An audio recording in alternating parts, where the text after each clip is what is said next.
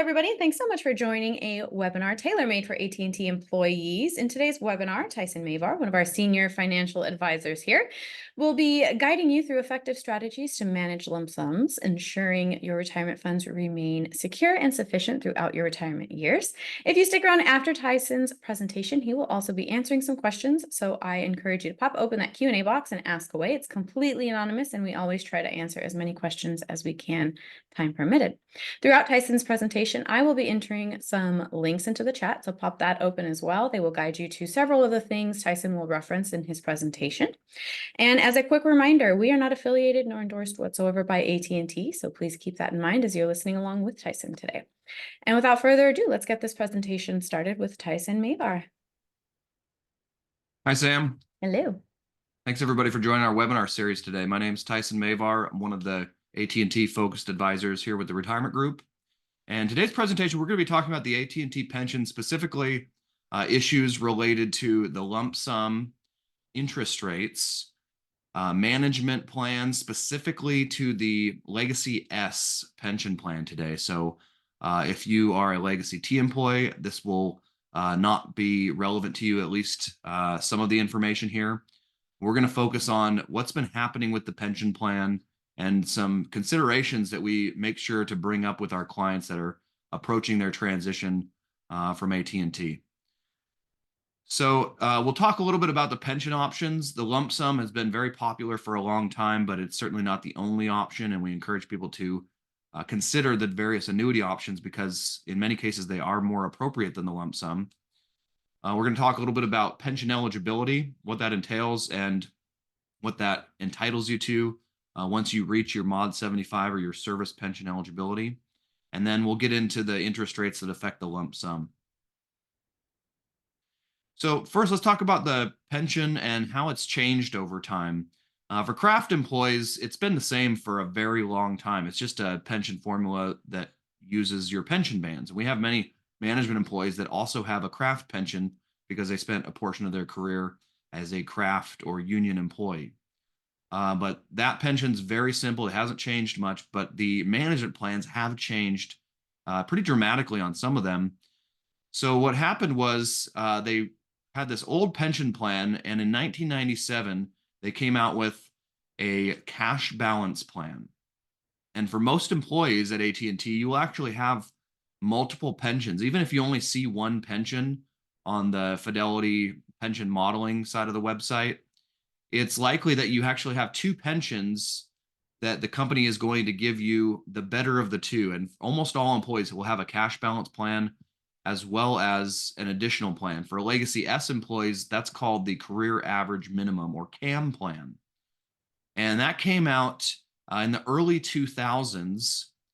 And for most employees, that's the better of the two plans, but you'll still be able to see a cash balance plan when you log in, and it's going to be a lump sum number that's smaller than your total pension. This is where we see a lot of misconceptions. People think that their whole lump sum is only X. Maybe they see it's $170,000 when they log in, and once we run the calculation, it's actually $500,000, for example. So we want to make sure that you're understanding your actual payout on this, and it's confusing sometimes because there's multiple pensions at play here. And by law, the company has to give you the better of these two plans. It's also helpful to look at the underlying assumptions when they're calculating your lump sum. And it's possible that they could have got your calculation wrong. So this is why it helps to work with somebody who has a track record working with AT&T employees, going through this transition and making sure that you're getting what you are entitled to, and also aware of what you're entitled to ahead of time for retirement planning purposes.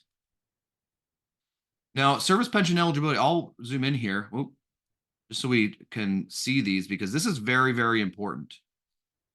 When you're a Legacy S employee, as well as a craft employee, something known as Mod 75 is incredibly important to understand. And this is when you become fully service pension eligible. Now, if you have 30 years of service, it doesn't matter your age. But if you don't have 30 years of service, your service pension eligibility will be defined based on a combination of your age and years of service that adds up to 75. But there's three particular ways in which it has to add up to 75. So if you are over 50, you have to have at least 25 years of service. If you're over 55, you only have to have 20 years or more of service. And if you're over 65, you have to have 10 years of service. However, let's say you were 52 years old with 23 years of service. That age and service combination doesn't meet any of these criteria, and you would not be mod 75. The cost of that could be several $100,000 on your lump sum, or a pretty large reduction on the annuity payout as well. And so you first want to identify when you hit this mod 75 criteria, find out the value of that to you, how much extra your pension grows by as a result of reaching this milestone. And that could be a major milestone in putting together your retirement plan, making sure that you reach that mod 75 criteria. Used to be a little more important when AT&T was paying for healthcare, health insurance in retirement for retirees. That is no longer the case for almost all managers. But this is still very important as it pertains to your pension payout. So good to know when you reach that milestone. Now, interestingly enough, the younger you are, the more the company has to give you as a lump sum, with the caveat that you could still have some age penalties on your pension, and those go away at age 55 for all employees. So 55 is often a good milestone, but some people will reach their service pension eligibility even before age 55, like we saw earlier, if you have 30 years of service, or you have at least 25 years once you reach age 50. But irrelevant of the age penalties, your life expectancy actually has plays a role in your lump sum calculation. In that, the older you get, the less the company has to give you as a lump sum. For example, if you leave the company at age 55, you don't take your pension and you wait to take it. In most cases, you are going to watch your lump sum erode. It's going to get smaller and smaller and smaller until you take your pension, which is why most people take their pension right away. There are some instances we encourage people to wait on the pension, and that's usually because we anticipate interest rates are going down and you're going to get an increase in your lump sum. This happens in January. January 1st, the company uses the November interest rates to change your lump sum calculation, and sometimes that's favorable in a declining interest rate environment. And sometimes that's not favorable, like we've seen in this last couple of years as interest rates have climbed. So timing is everything with this decision, and life expectancy does play a role in addition to the interest rates that we're going to talk about in just a moment. When interest rates go up, your lump sum is going to go down. The one exception to this is if you are on strictly a cash balance plan. And many people that were leaving the company in 2022 because of the extreme increases to interest rates that we saw that year, there were people that didn't see any changes in their lump sum, and that was typically people that were on a cash balance plan. So just keep that in mind. Most people, though, are going to have this relationship we see here with their lump sum and interest rates. In fact, I'll zoom into this slide to show you that although interest rates climbed pretty dramatically in 22, and they also climbed a little bit in 23, they have come back down a little bit in the beginning of 2024 here. And you can see the three segment rates that they use to calculate a lump sum. It's actually the second segment rate that carries by far the most weight in this calculation. And that second segment rate is already down by 57 basis points, or 0.57%, since last November. A good rule of thumb to remember is roughly every 1% increase in interest rates is about a 10% drop in your lump sum. Or in this case, if it's a drop of close to 0.5% in interest rates, many people will see roughly a 5% increase to their lump sum, assuming that these rates don't change through the rest of the year, and the November rates that apply for next year will produce higher lump sums if these rates stay flat for the rest of the year. If they continue to drop even further, we will expect to see even bigger increases to lump sums come January. For somebody who's approaching their retirement, if you retire toward the end of the year, it's possible you may want to consider deferring your lump sum commencement until next year if you're close enough to the end of the year and we can anticipate rates are dropping, because it would be predictable increase to your lump sum payment, and you may only have to wait a couple months longer than you otherwise would have to get that extra money. Might be an extra $20,000 or $30,000 for some folks. Now, we talked about some of the issues with interest rates, but there's multiple formulas we're looking at here, and we also want to look at the different forms of payment that you have when you take your pension out of the plan. So this cash balance plan I mentioned earlier, this was given to everybody in 1996, once they came out with this plan, they were going to give everybody an opening balance for your service up to that point in 96 or early 97, technically, is when it was.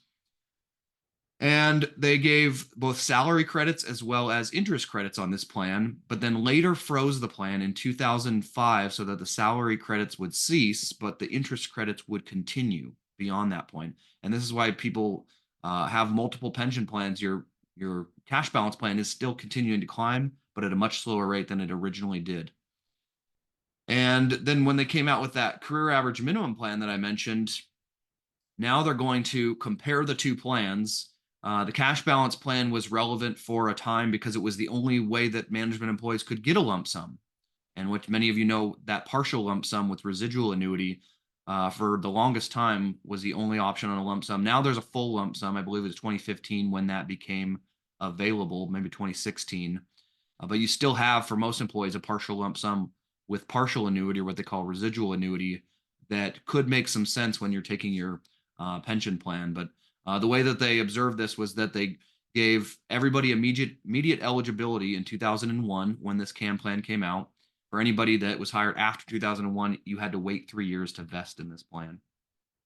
They've changed the calculation a couple times. It used to be 1.6% of your adjusted career income, as they call it, your ACI. However, in 2022, they reduced that factor from 1.6% to 1%. So everybody's pension is growing at a slower rate since 2022, since the calculation became a little bit less favorable for legacy S employees who are on this career average minimum plan. And you'll see this if you log in your pensions called the non-bargain program of the AT&T PVP. The career average minimum is going to be the most important aspect of that non-bargain program in how you are growing your pension over time.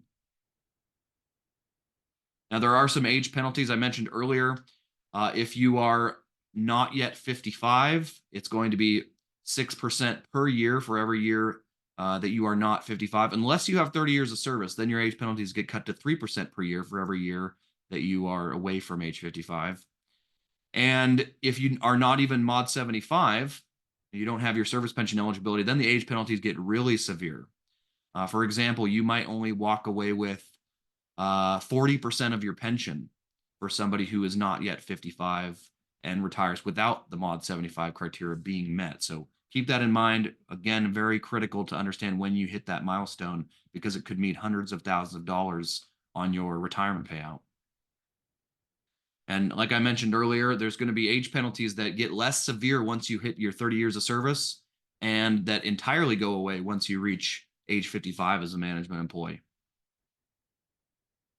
Now, the forms of payment, I mentioned the lump sums, fairly popular, but it's not right for everyone. There are a variety of merits to the various annuity options. You've got the single life annuity, which is going to be the biggest or largest payout, but it's for one lifetime only. You, the employee or the retiree, once you pass away, that money stops.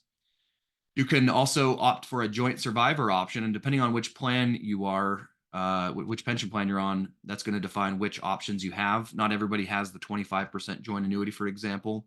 The 50, 75, and 100% are very common on many of these plans. The 100% joint annuity is the one that has the smallest payout to you, but the largest payout to your joint annuitant, oftentimes a spouse, but not always. This is helpful to understand your situation and why we have to get to know you, whether or not you're a client. If we're putting together a plan for you, a cash flow analysis, we need to understand your overall circumstances, whether or not your spouse worked, and or does he or she have retirement benefits of their own. This would be very relevant in this situation, as well as health issues, other resources that you have other than your pension and 401k. All of this plays a role into what's going to be the best option for you. So we have to get to know you really well before we can start to uncover what was likely going to be the best option for you and your family to take on this. And then that partial lump sum with residual annuity I mentioned, not everybody can get value from this, unfortunately, because the payouts don't always match up with what makes sense in terms of your monthly income needs and how much you need up front as a lump sum. But we want to incorporate that into the planning process as well. Now, just some things that have happened recently. This was something we expected to happen eventually because Verizon did this to Prudential almost a couple decades ago now, where they sold off pension liabilities to an insurance company. AT&T did this. I believe it was roughly about 25% of pension liabilities. In other words, retirees who took the annuity on their pension are now getting their paychecks from Athene as opposed to AT&T because AT&T sold the liabilities to this insurance company. This is probably going to happen in the future as well. We expect it to because that's the way many of these corporations that have these large liabilities and defined benefit pension plans just don't want to be in the pension business anymore, nor do they want to be in the health insurance business. And we're seeing many of them get rid of retiree benefits like AT&T did. But you have to understand what this means to you if you take the annuity on your pension plan. In fact, we look at these companies, their solvency, because what you lose when a company does this, if you're impacted, if your pension is one of the ones that gets switched over to the insurance company, you lose PBGC insurance coverage, Pension Benefit Guaranty Corporation, which is coverage on defined benefit pension plans and insurance against that company going out of business. You do not have that once the company sells your pension liability to an insurance company. Presumably, that insurance company was very solvent and did not have any risk of going out of business. But if you're going to be alive another potentially 30 years, that's a long time to be guessing at the sustainability of whether it's AT&T or an insurance company. And this needs to be considered in your decision to take the lump sum versus the annuity. AT&T still has a relatively strong pension plan for those of you that will be receiving your check from AT&T.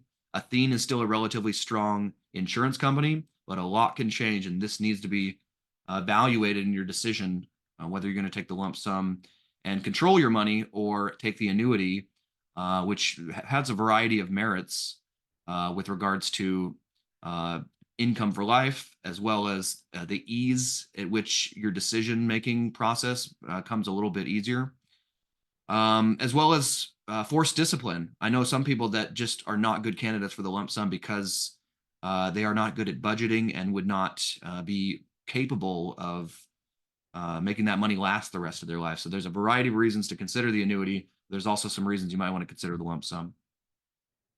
And here, just talking a little bit about some of the issues that Athene had, loss in 2020 of over $1 billion, and a citation by the Federal Reserve Board as potentially vulnerable to market declines. These are things that I would be looking at if I was about to retire from AT&T and understanding what's happening with my money behind the scenes.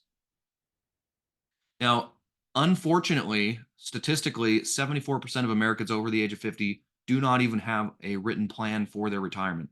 And this is absolutely unacceptable to us, folks. There's no reason not to do this because there's a variety of advisory firms, including our own, that will put this together for you on a complimentary basis in an effort to get to know you and tell their story of why they think they might be a good fit for you. This is how we've developed relationships with many AT&T employees over the last over 30 years we've been in business. And there's no commitment to do business with us if you have us put this together for you. All we ask is if you get value from this exercise, maybe help us grow our business by referring us to some of your coworkers who we might also be able to help. So take advantage of it. Let us know if it's been a while since we've updated your plan or if we've never even put one together for you. We're happy to do so. There are some of the things that some of our clients have said are important to them about the advisory firm they choose to go with. We want to get to know you and what you're looking for to make sure it's going to be a good fit because it could be a lifetime relationship. Many of my clients have been with us since they retired and before they retired in many cases. I encourage people to start a relationship even before retirement to make sure it's a good fit before some of the bigger decisions need to be made. But we need to know that it's going to be a good fit, and it may not be a good fit for one reason or another. So that's what we want to uncover when we go through this cash flow analysis to make sure that we can offer you what you need and that you are going to be a good fit for us as a client as well. So with that, we're going to wrap it up for today's webinar series. With the exception of any questions that might have come up on today's webinar, Sam, I'm going to let you ask away and we'll see if we can get to all of them. Thanks, Tyson. Yeah, we got a couple questions. We don't want to take up too much time. This first one, my coworker is leaving this year, and she said she locked in her lump sum at a lower rate. When does the window close for this lower rate? She's leaving this year and locked in the lower rate. I would argue that she's probably locked in a higher rate Hmm. if she commenced her benefits. That's what you want to be careful of is picking not just your retirement date, but also your benefit commencement date, which is the day that they calculate your pension and pay your pension. If you're over 65, you don't have a lot of control of this.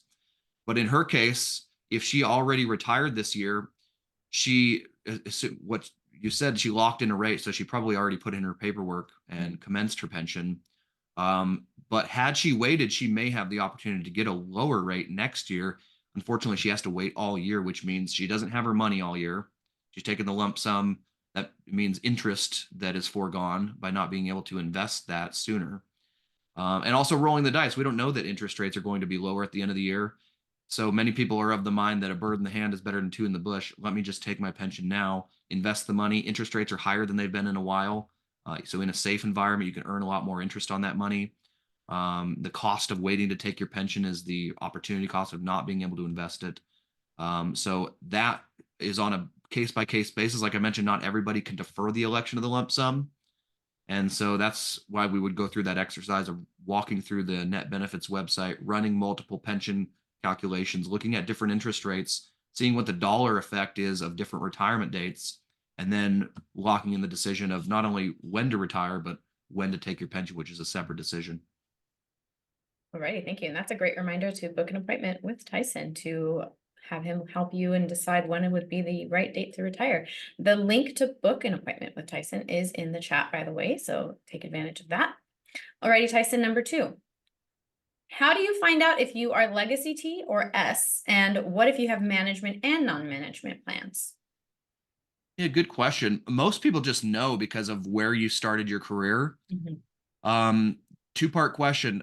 The way I would do this, if somebody who truly did not know, is log into Fidelity, figure out which pension plan they're on, and that's going to tell a very useful story about how your pension works and also the rules. There's different rules for Legacy T versus Legacy S in terms of Mhm. when you can commence your benefit. For example, Legacy T employees cannot commence their benefit on any day other than the first of the month, whereas Legacy S employees can commence their benefit the day after they retire, which might not necessarily be the first of a month, and helpful toward the end of the year because you can actually work all the way up to the end of the year as a Legacy S employee and still get the current interest rates versus a Legacy T employee having to commence by December 1st to lock in this year's interest rates. So my best advice would be to log into net benefits, look at your pension, and then call us and we'll tell you. And if you have two pensions on there, whether it's because you were craft, went to management, or you worked for Bell South that merged with SBC, there's a variety of reasons you might have a couple pensions. Um, that's pretty important to know because you're going to also have multiple benefit elections, multiple sets of paperwork you're going to have to fill out, but also gives you more flexibility on how to take your pension. For example, you could take one as a lump sum and the other pension as an annuity, which might be helpful for your circumstances. Those are things that we'd want to talk about when we run through your cash flow analysis for sure. Alrighty, thank you. And this last one, this is a good one. Do you lose your pension if you are surplus and receive a severance package? No, you definitely do not. Keep in mind, if you get surplused prior to reaching your Mod 75 eligibility, you might get less money than you otherwise would have expected Mhm. by working to a full retirement age, but you do not lose your pension if you get surplused or even fired for cause for that matter. Alrighty, Tyson, that was it. Thank you so much. Anything else you want to add before we go? I think that's it today. Sam, thanks for the help today. Everybody appreciate your attention today and joining us. We hope to talk to you all very soon. Have a good rest of your week in the meantime. Thank you, everybody. Have a great day.